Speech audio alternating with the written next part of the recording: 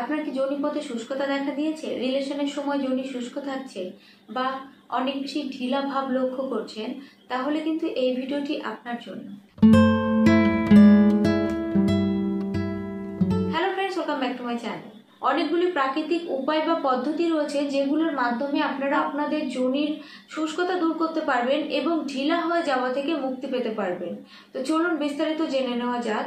তো প্রথমে আমরা জানবো কি কারণে মহিলাদের যোনিপথে শুষ্কতা দেখা দেয় এবং তা আগের তুলনায় অনেক বেশি ঢিলা হয়ে যায়। মহিলাদের এই অর্গানটি কিন্তু চোঙ আকৃতির হয়ে থাকে, বাইরের দিকটা একটু সরু এবং ভেতরটা ক্রমশ প্রসারিত। অর্গানটি খুব নরম প্রসারণশীল টিস্যু বা কোষ দিয়ে কিন্তু গঠিত হয়, ফলে বাচ্চা হওয়ার সময় কিন্তু অনেক বেশি প্রসারিত হতে পারে এবং বাচ্চা বাইরে বেরোতে পারে। যে সমস্ত মায়েরা একাধিক বাচ্চার জন্ম দিয়েছেন এবং সেটা নর্মাল ডেলিভারিতে, সেক্ষেত্রে কিন্তু ভ্যাজাইনা বারবার প্রসারিত হওয়ার ফলে ঢিলে হয়ে যায়।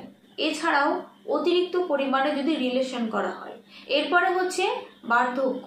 বয়সের কারণে কিন্তু মহিলাদের এই অর্গানের যে মাসল সেটা কিন্তু অনেকটা শিথিল হয়ে যায়, ফলে ঢিলা হয়ে যেতে দেখা যায়। এছাড়াও বয়স বাড়ার সাথে সাথে কিন্তু ইস্ট্রোজেন হরমোনের প্রোডাকশন ডিক্রিজ হতে থাকে, এর ফলে কিন্তু শুষ্কতা চলে আসে এবং এই শুষ্কতার ফলে কিন্তু ভ্যাজাইনার যে মাসল সেটা কিন্তু পাতলা হয়ে যায়, ফলে এটি ঢিলে হয়ে যায়।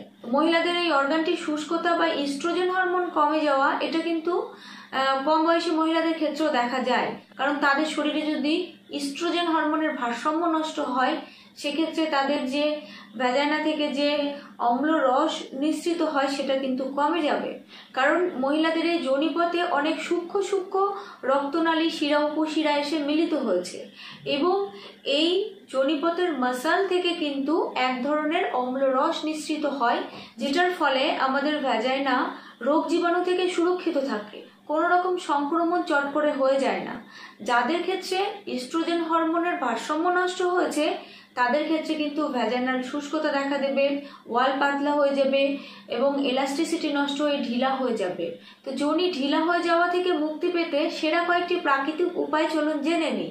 3টি পদ্ধতি ব্যবহার করতে হবে। একটি হচ্ছে জেল ম্যাসাজ করতে হবে আপনাদের ইন্টিমেট এরিয়াতে, সেকেন্ড হচ্ছে কিছু ব্যায়াম আছে, থার্ড হচ্ছে আপনার খাদ্যাভ্যাস।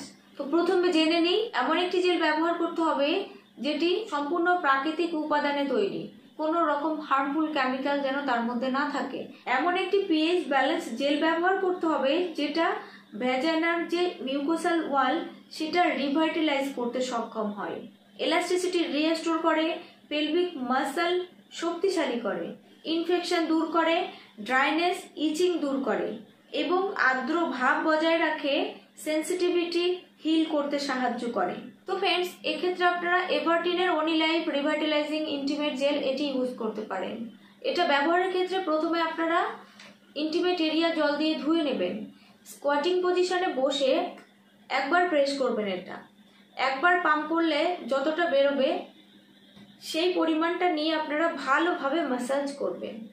এভাবে ম্যাসাজ করবেন যত সময় অ্যাবজর্ব না হয় সম্পূর্ণভাবে, তত সময় আপনারা এভাবে ম্যাসাজ করবেন। সব থেকে গুরুত্বপূর্ণ যে বিষয় সেটি হচ্ছে ব্যায়াম। অবশ্যই আপনাকে ব্যায়াম করতে হবে। তো কোন ব্যায়ামগুলো আপনার যোনি টাইট করতে সাহায্য করবে? প্রথমত কেগল এক্সারসাইজ। আপনারা এইভাবেও করতে পারেন বা বসেও করতে পারেন। কি করবেন?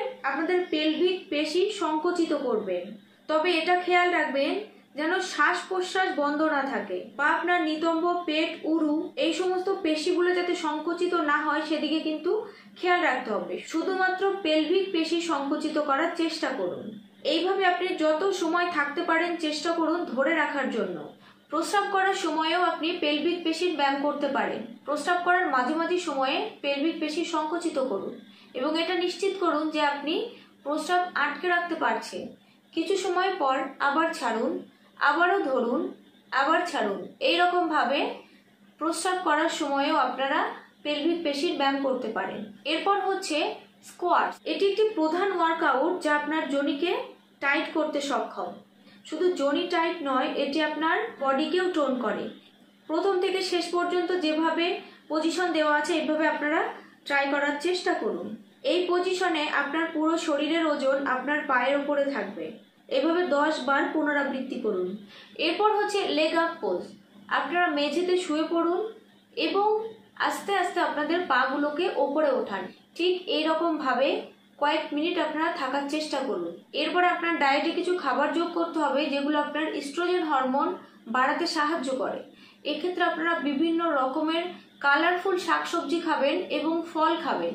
কালারফুল সবজি এবং ফলের সাথে সাথে সিড আপনাদের খাদ্য তালিকায় যুক্ত করবেন, যেমন কুমড়ো বীজ, তিসি বীজ, তিলের বীজ, সূর্যমুখী বীজ। এই সমস্ত বীজগুলো কিন্তু আপনার হরমোনের ব্যালেন্স রাখতে সাহায্য করবে, ইস্ট্রোজেন হরমোনের ভারসাম্য রক্ষা করতে সাহায্য করবে। ফলে আপনার ভ্যাজাইনার যে পিএইচ ব্যালেন্স সেটা মেনটেন হবে। এছাড়াও যে মিউকাস প্রডিউস হয় ভ্যাজাইনা থেকে সেটার প্রোডাকশন কিন্তু বেড়ে যাবে, শুষ্কতা দূর হবে, যোনি টাইট হবে। এই সমস্ত পদ্ধতিগুলো যদি আপনারা মেনে চলেন। তো আজকের ভিডিওটি এখানেই শেষ করছি। প্রোডাক্ট লিঙ্ক অবশ্যই ডেসক্রিপশনে আছে, চেক করতে ভুলবেন না। তো ভিডিওটা দেখার জন্য অসংখ্য ধন্যবাদ।